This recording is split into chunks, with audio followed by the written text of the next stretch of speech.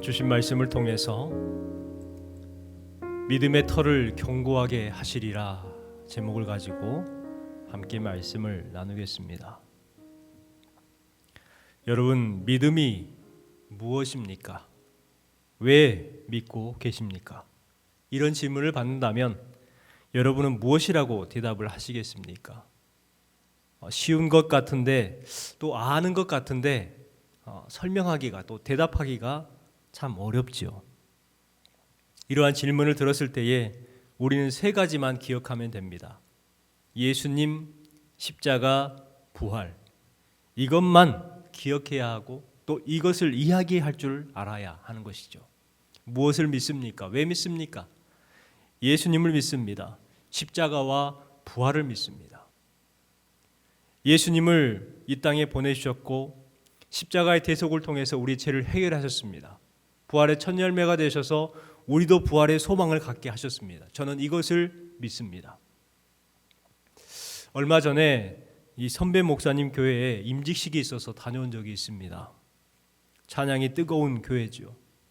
마지막 찬양을 하는데 너무 은혜가 되었습니다. 그 임직자들이 마음 가운데에 우러나는 그러한 신앙의 고백, 믿음의 고백으로 울면서 그렇게 찬양하는 모습이 감동적이었습니다. 미얀마의 찬양인데 예수 때문에 라는 찬양입니다. 이 찬양의 가사를 보면 우리의 믿음의 고백, 우리가 믿는 것이 무엇인가를 알 수가 있는 찬양이죠. 우리 함께 읽어볼까요? 위대한 그 사랑으로 십자가 주님 지셨네. 세상 속에 빛 되었네. 주님의 피로 사셔서 영원한 생명 주셨네. 값없이 주신 그 참 사랑. 더러워진 많은 죄를 그 피로 대속하셨네. 오늘도 승리 주셨네. 그 의로움을 유산으로 주 약속대로 주셨네. 날마다 함께 하시네. 예수 때문에 살아가고 예수 때문에 찬양하고 예수 때문에 완전하고 예수 때문에 사함받고 예수 때문에 행복하고 예수 때문에 의롭고 예수 때문에. 이 찬양은 지금 현재 쿠데타로 아픔을 경험하고 있는 미얀마의 찬양입니다.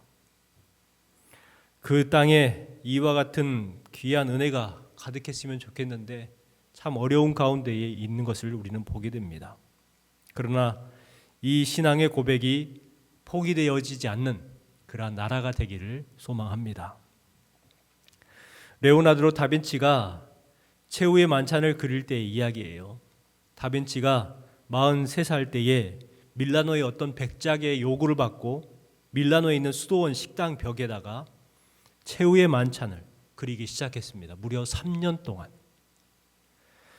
그림 중앙에 예수님이 앉아 계시고 양옆으로 제자들이 앉아서 함께 식사하는 그러한 모습입니다.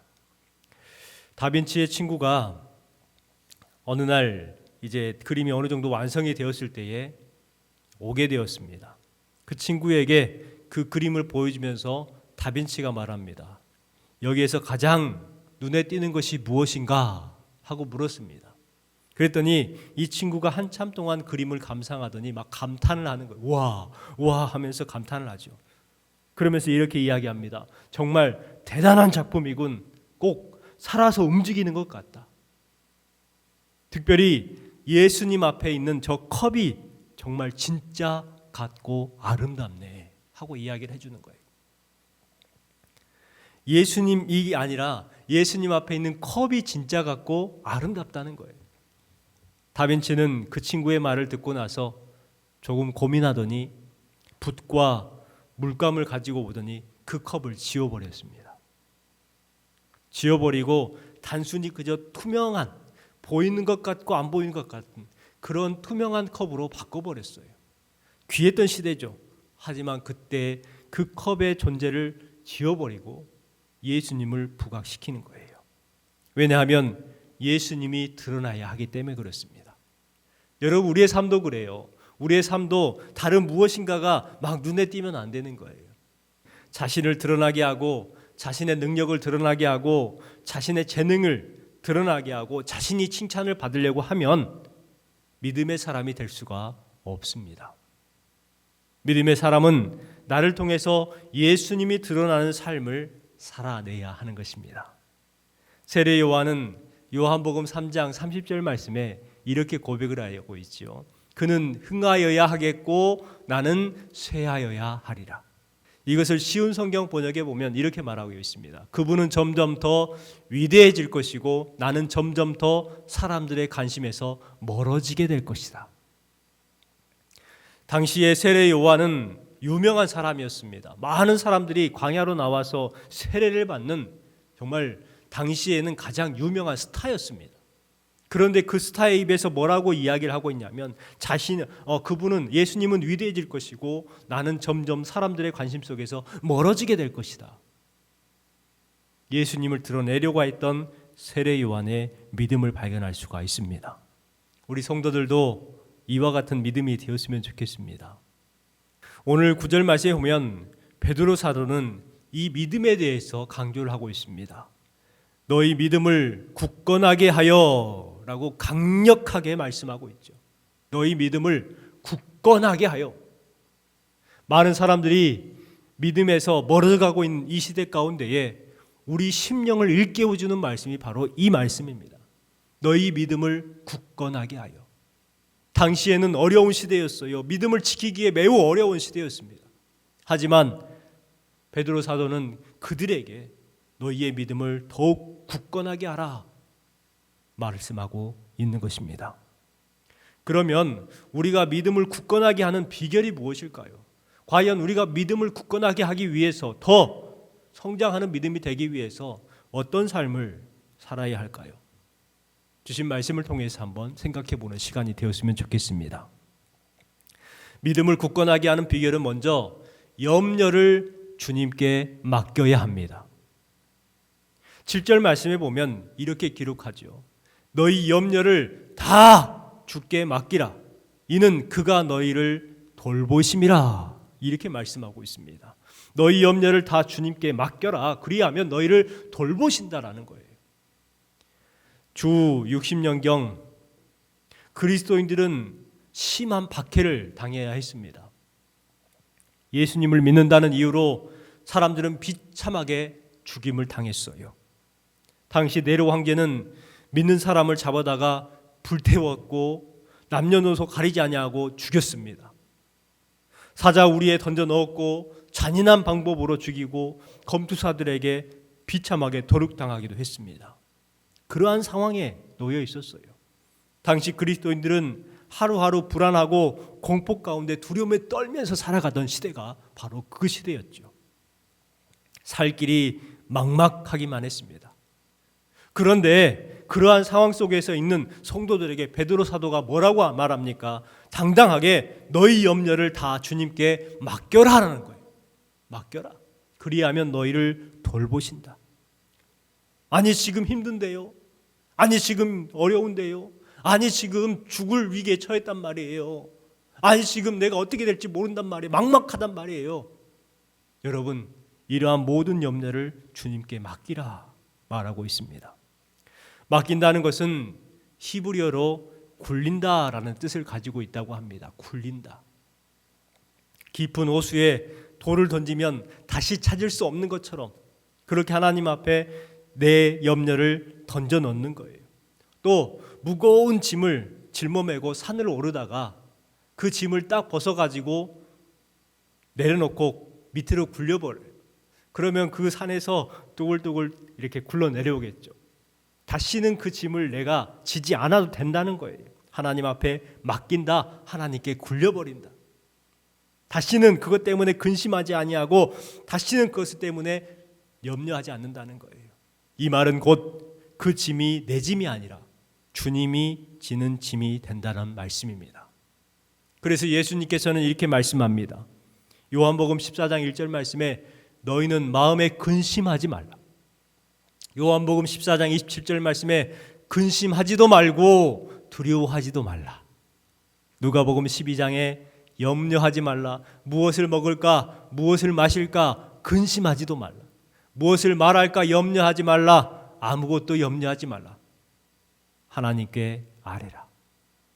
잠언 16장에 역사상 가장 지혜로운 사람, 솔로몬의 말이 기록되어 있죠. 너희 행사를 여호와께 맡기라. 그리하면 너의 경영하는 것이 이루리라. 여러분, 누가 지혜로운 거예요? 누가 똑똑한 거예요? 누가 현명한 사람입니까? 하나님 앞에 맡기는 사람이에요. 현명한 사람들, 똑똑한 사람들 고민하고 두려워하고 염려하고 근심하고 걱정합니다. 여러분, 바보스러운 거죠. 가장 현명한 방법은 하나님 앞에 맡길 줄 아는 거예요. 고양이도 염려하면 죽는다라는 영국 속담이 있습니다. 염려하면 아무리 건강해도 결국은 어려움을 당하게 된다는 것이죠. 얼마 전에 방송인 전현무 씨가 한 방송에 출연을 해서 자신이 건강을 위해서 약을 먹는데 많은 약을 먹는다는 거예요. 오메가3를 먹고 미네랄을 먹고 종합 비타민, 스피룰리나, 엽산, 비타민 C, 비타민 B, 비타민 D 뭐 이런 것들을 먹는데 한 주먹을 먹는다는 거예요. 나이도 젊으신 분이 그렇게 많이 먹는다는 것이죠. 주변에 옆에 있었던 출연진들이 깜짝 놀라는 거예요. 그래서 그들이 우스갯말로 이런 말을 합니다. 약쟁이네, 약쟁이. 왜 그렇게 건강 보조식품을 많이 먹느냐 하고 물어보니까 자신이 아플까 봐 그런다는 거예요. 이게 무슨 말이냐면 건강염려증이라는 거예요. 이 건강염려증은 자신의 건강에 대해서 집착하는 정신적 장애를 말합니다. 그런데 현대인들 가운데 이 염려증이 상당히 많아요. 건강염려증이 엄청나게 많죠. 한국인들의 건강염려증이 얼마나 심각한지 보여주는 통계가 있다고 그래요. 2018년도 건강 통계를 보면 OECD에서 이렇게 전 세계적으로 해놓았던 조사였습니다. 거기에 보니까 한국인들 중에 67.5%가 자신은 건강하지 못하다라고 생각을 한다는 거예요. 엄청난 숫자잖아요. 우리나라에 10명 중에 6명은 건강하지 못하다고 생각을 한다는 것이죠. 그런데요, 건강하지 못하다고 했던 사람들을 건강 검진을 해보니까 건강한 사람들이 대부분이었다는 거예요. 아프지도 않으면서 건강에 대해서 염려를 하면서 많은 건강 보조식품을 먹는 거예요. 염려는 건강한 정신을 쇠약하게 만듭니다. 평안한 마음을 불안하게 합니다. 건강을 해치고 결국은 소화불량이 나게 만들고 고혈압과 심부전증, 불면증을 유발하는 것이 바로 염려예요. 여러분, 스트레스가 뭐예요? 스트레스가 바로 근심, 걱정, 염려예요. 이것이 스트레스죠. 이 스트레스가 만병의 원인이라고 말하잖아요. 염려는 신앙에도 마찬가지입니다. 신앙도 불신하게 만들고 신앙도 낙심하게 만드는 것이 바로 염려예요. 믿음이 좋은 사람들은 자신은 넘어지지 않을 거라고 말합니다. 하지만 염려 때문에 넘어지는 경우가 얼마나 많아요. 그래서 성경에서는 계속해서 근심하지 말라, 염려하지 말라, 걱정하지 말라, 낙심하지 말라, 무서워하지 말라, 두려워하지 말라 말씀이 수없이 나오고 있어요. 왜요?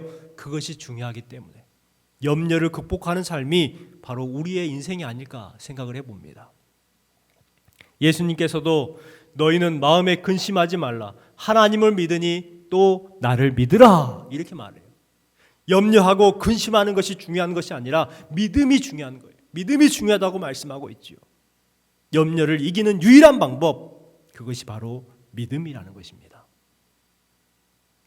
우리가 믿음 위에 굳게 서기 위해서는 이 모든 문제, 우리의 모든 문제를 하나님께 맡겨야 합니다. 빌레그리암 목사님께서 이런 말씀을 하셨어요. 기독교는 그저 주일에 교회에 가는 것이 아니라 매일 24시간을 예수 그리스도와 함께 사는 것이다. 기독교는 그저 주일 예배에 와가지고 하나님 부르짖는 그러한 시간이 아니라 기독교인이라면 매일 24시간 그리스도와 함께하면서 마음 가운데, 염려 가운데, 삶 가운데 있는 염려를 주님 앞에 맡길 줄 아는 사람이 바로 그리스도인이 아닌가 생각을 해봅니다. 여러분, 그렇습니다. 사람이 일하면 사람이 하게 되지만 하나님 앞에 맡기면 하나님이 일하십니다. 이것을 꼭 기억하시기 바랍니다. 내가 하려고 하면, 내가 염려하면 내가 해야 되지만 염려를 주님 앞에 맡기게 되면 그때부터 하나님께서 일하기 시작한다는 거예요. 우리 주님이 일하실 수 있도록 주님 앞에 여러분의 염려를 맡기시기 바랍니다.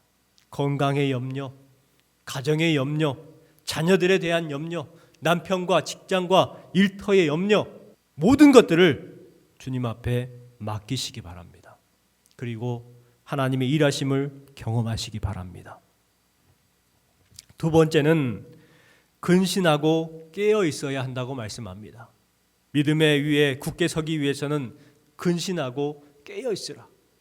8절 말씀을 보십시오. 근신하라, 깨어라. 너희 대적 마귀가 우는 사자와 같이 두루다니며 삼킬 자를 찾나니. 여러분, 신앙생활하는 한 가정이 있었어요. 주일이면 이 부부와 아들 한 명이 있었는데 그 가정이 교회의 가장 앞좌석에 앉아서 예배를 드리는 그러한 가정이었습니다. 어느 날 목사님에게 그 부부와 자녀가, 어린 자녀인데 목양실로 찾아왔어요. 그래서 기도를 해달라는 거예요. 우리 남편이 이번에 경영진으로 이제 승진을 해야 되는데 목사님 기도해 주십시오 하니까 목사님께서 간절하게 기도를 해 주었습니다. 승진할 수 있도록 하나님 앞에 은혜를 구했죠. 그랬더니 정말 경영진으로 승진한 거예요. 그러니까는 이제 사회적 지위가 높아졌고 또 월급도 많죠. 억대의 그러한 연봉을 받는 거예요. 성공했습니다. 그런데 승진을 하고 얼마 되지 않아서부터 점점 결석하는 경우가 많아진 거예요. 한 주 결석하고 그 다음 주에 나왔다가 또 다음 주에 결석하고 그 다음 주에 나왔다가. 그런데 이제는 얼마 또 지나니까는 이제는 3주 결석하고 한 주 나왔다가 한 달 결석했다고 한 주 나왔다, 이렇게 하는 거예요. 계속해서 결석하는 기간이 길어지고 출석하는 시간은 없는 거예요. 짧아진 거예요. 그래서 목사님께서 신방을 갔습니다. 집사님, 요즘 왜 이렇게 결석을 많이 하십니까? 하고 물어봤더니 이분들이 머뭇거리다가 이야기를 하는 거예요. 이제 사회적 지위가 어느 정도 높아졌고 또 경제력도 생겼으니까 무엇을 할까 고민하다가 그동안의 노망이었던 호숫가에 별장을 한 채 샀습니다. 그래가지고 주말이면 거기 가서 가족들과 오붓한 시간을 보내고 오는 것이 우리의 낙이 되었습니다. 이렇게 말하는 거예요. 목사님께서 고개를 끄덕이면서 그러셨군요 하고 이제 권면을 하고 다시 돌아왔습니다. 그런데 몇 개월 후에 이 부부가 통곡을 하면서 교회에 온 거예요. 그런데 아들이 없어요. 두 부부만 와가지고 예배를 드리는데 아들이 없는 거예요. 사정을 들어보니까 별장에서 그렇게 지내면서 아들이 호수에서 이제 논 거예요. 물놀이 하면서 놀았겠죠. 그런데 그 물놀이 하다가 그만 호수에 빠졌습니다. 빠졌는데 보트가 지나가면서 그 아들을 치워버린 거예요. 그 자리에서 직사해 버렸어요. 이 아이를 잃고 나서 크게 낙심하고 그때서야 비로소 그 별장에 갈 수가 없어서 예배당에 왔다는 거예요. 여러분, 잘 될 때 깨어 있었으면 얼마나 좋았을까요? 편할 때 깨어 있었으면 이런 일들이 생기지 않았을 것인데 그들은 근신하지 아니했고 깨어 있지 못했습니다. 결국은 마귀가 우는 사자와 같이 두루다니며 삼킬 자를 찾았을 때에 그만 거기에 넘어지고 만 거예요. 마귀의 활동 범위는요, 한계가 없습니다. 마귀의 활동 범위는 한계가 없어요. 어디에서나 마귀는 활동하는 거예요. 두루다니며 삼킬 자를 찾는다. 틈만 보이면 그 틈을 타서 공격해 오는 존재가 바로 마귀라는 거예요. 그렇기 때문에 우리는 깨어 있어야 한다, 근신해야 한다라고 말씀하고 있는 것이죠. 1941년도에 12월 7일 주일이었습니다. 이 주일 새벽에 일본의 전투기가 진주만을 폭격하기 시작했어요. 결국 진주만은 불바다가 되고 말았습니다. 우리나라도 1950년 6월 25일 주일 새벽이었죠. 전쟁이 일어났습니다. 왜 일요일 새벽에 전쟁이 일어났을까요? 월요일 날이라든지 화요일 날이라든지 좀 쉬는 날이 아닌 평일 날 그렇게 전쟁이 일어났으면 얼마나 좋겠습니까? 그런데 왜 주일날 새벽에 그렇게 전쟁이 일어났을까? 그 이유가 뭔지 아십니까? 사람들의 마음이 가장 해이해져 있을 때가 바로 그때라는 거예요. 설마 주일날 새벽에 공격해 오겠느냐? 절대 아닐 거야. 여러분, 마귀는요 그러한 틈을 노린다니까요. 우리의 마음 가운데에 나는 괜찮을 거야 라는 그 틈이 결국은 우리를 넘어지게 만드는 것입니다. 그렇기 때문에 사도 베드로께서 말씀하신 것처럼 우리는 근신하고 깨어 있어야 하는 것입니다. 마지막 세 번째는 믿음에 굳게 서기 위해서는 마귀를 대적해야 합니다. 마귀를 대적해야 합니다. 1절 말씀을 같이 한번 읽어볼까요? 너희는 믿음을 굳건하게 하여 그를 대적하라. 이는 세상에 있는 너희 형제들도 동일한 고난을 당한 줄 알미라. 아멘. 여러분, 마귀의 뜻은 파괴자입니다. 속이는 자, 멸망자가 마귀의 뜻이죠. 마귀는요 결코 호락호락하지 않아요. 우리가 대항할 수 있는, 이길 수 있는 존재가 결코 아니에요. 마귀는 우리의 가정을 파괴하려고 합니다. 교회를 흔들려고 합니다. 국가를 타락하게 만들죠. 영국에 엘리 베일리라는 사람이 있습니다. 앨리스 베일리. 역사상 가장 강력하게 사탄을 숭배했던 사람입니다. 이 사람이 죽기 전에 기독교 말살을 위해서 10가지 플랜을 사탄 숭배자들에게 내렸습니다. 그 내용을 10가지가 뭐냐면 이런 내용이죠. 먼저는 교육 시스템에서 하나님과 기도를 제거하라. 뿐만 아니라 두 번째, 부모의 권위를 축소시켜라. 기독교적 가정 구조를 파괴하라. 가정을 파괴하라는 거예요. 또 프리섹스 사회를 만들어라. 다섯 번째가 낙태를 합법화하고 이혼을 조장하라. 여섯 번째가 동성애를 대체 성생활 방식으로 만들어라. 일곱 번째가 예술의 품격을 떨어뜨려라. 미친 예술이 되게 하라. 또한 미디어를 활용해서 반기독교적 가치를 선전하고 인간의 사고방식을 바꿔라. 그리고 아홉 번째가 종교 통합운동을 일으켜라. 열 번째가 각국 정부가 이러한 내용을 법제화하고 교회가 이런 변화를 추인하게 만들어라.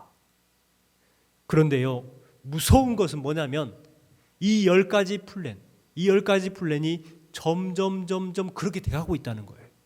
심각한 문제죠. 마귀는 이렇게 치밀하게 우리를 공격해 옵니다. 사회가 이미 다 사단이 원하는 대로 만들어져 있어요. 여러분, 우리가 이러한 마귀를 대적할 수 있는 유일한 방법이 뭐냐면 바로 주님을 의지하는 방법밖에 없습니다. 유대인 기독교 가정에서 교육할 때에 철저하게 하나님을 의지하게 하는 교육을 합니다. 성경의 가르침을 가르쳐주고 또 사람을 의지하지 말고 하나님을 의지하라 이렇게 가르치죠. 그리고 아이를 어느 정도 성숙했을 때에 데려다가 지혜로운 아버지는 나무 위에 아이를 올려놓습니다. 그리고 아이에게 이렇게 말하죠. 아들아, 너는 누구를 제일 믿니? 하고 물어요. 그러면 아들은 뭐라고 말하냐면 아빠를 제일 믿어요. 세상에서 제일 아빠만 믿어요. 이렇게 이야기합니다. 그러면 아빠는 이렇게 말하죠. 아들아, 아빠를 믿지? 그럼 뛰어내려. 아빠가 받아줄게.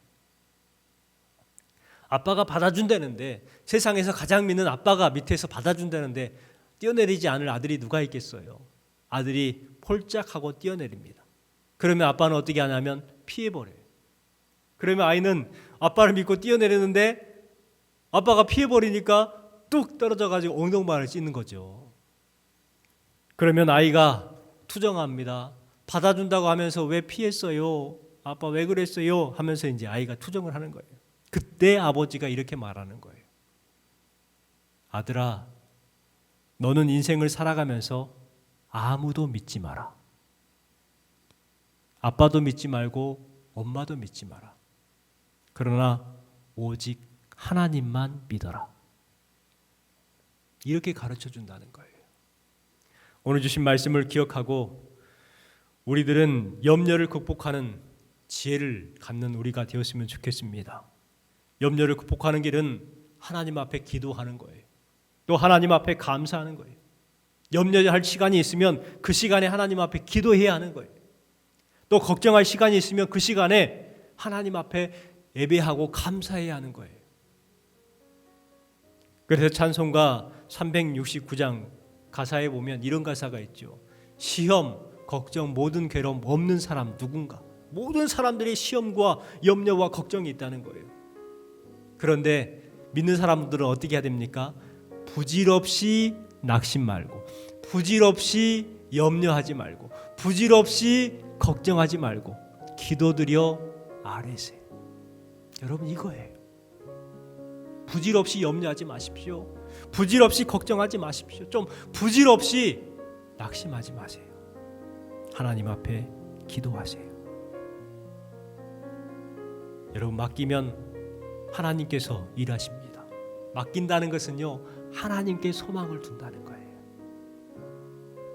하나님께 소망을 두는 사람들에게 하나님께서는 어떤 복을 주시느냐? 오늘 주신 말씀 10절 말씀 같이 한번 읽어보겠습니다. 여기에 모든 것이 담겨 있어요. 염려하지 말고 주님께 맡기면 어떤 은혜를 주시는가? 10절 말씀 같이 한번 읽어볼까요? 모든 은혜의 하나님 곧 그리스도 안에서 너희를 부르사 자기의 영원한 영광에 들어가게 하신 이가 잠깐 고난을 당한 너희를 친히 온전하게 하시며 굳건하게 하시며 강하게 하시며 털을 견고하게 하시리라. 아멘. 염려를 맡겼더니 어떻게 하신다고요? 온전하게 하신다. 굳건하게 하신다고 말씀하세요. 강하게 하고 또한 털을 견고하게 하시리라. 이와 같이 약속해주고 있습니다. 여러분 주신 말씀을 온전히 여러분의 말씀으로 받으시기 바랍니다.